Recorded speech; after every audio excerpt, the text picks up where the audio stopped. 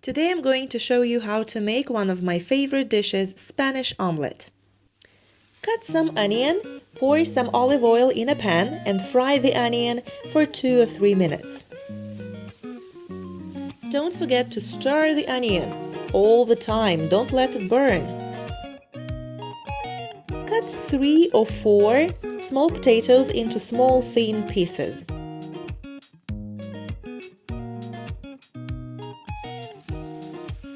Fry the potatoes with the onion until the potatoes are cooked.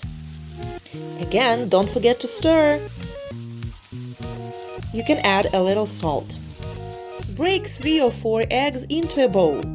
Add the potato and onion. I also added a bit more salt and a pinch of black pepper.